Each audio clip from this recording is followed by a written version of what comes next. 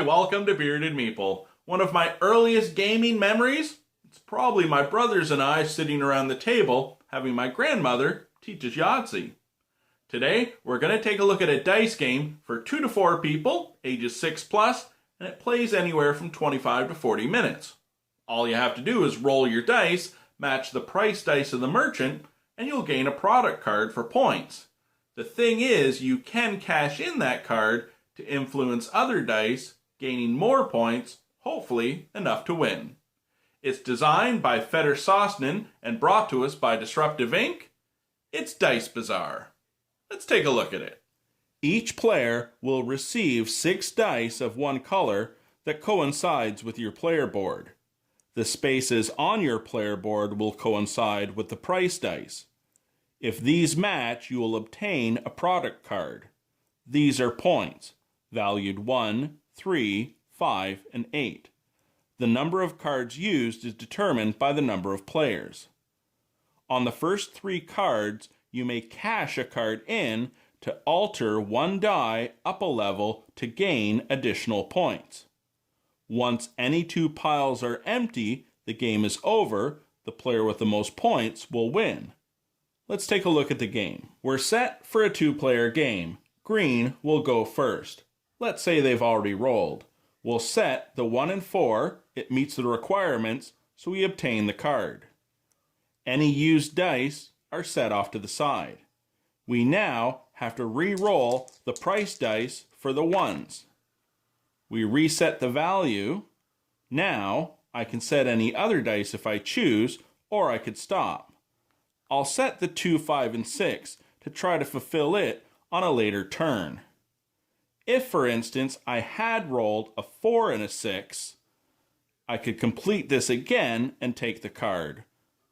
But I didn't. We have a 2, 5, 6, and my turn is over.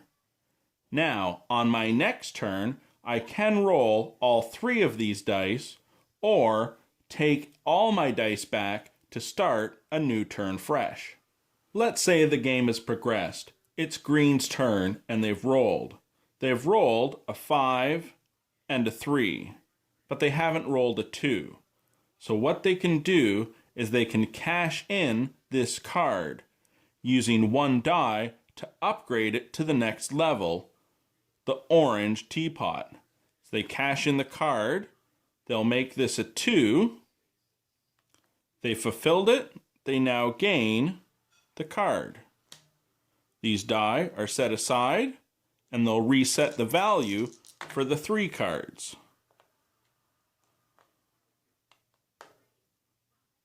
As soon as 2 piles are empty, the game is over. Whoever has the most points based on their cards will win.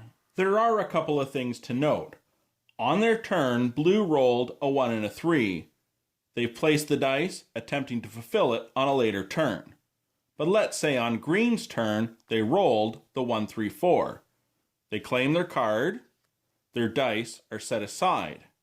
As they have to re-roll the price dice to reset the value, they've rolled triple 3s, and now the 1 is no longer playable, so it goes back to the blue player to be used on a later turn. And during your turn, you can take as many actions as possible, trading cards, upgrading dice, placing them for later turns, as long as you only roll once on your turn. And that, my friends, is Dice Bazaar. And while it may not be the final components of the game, you get the idea. A couple things I would like to say. I like the fact that it's light and casual. It doesn't have that stressful element that some push-your-luck dice games have.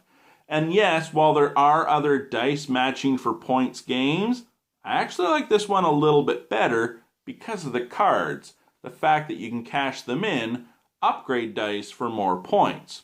I really enjoyed it. I do hope you get a chance to check it out. I'll talk to you again soon.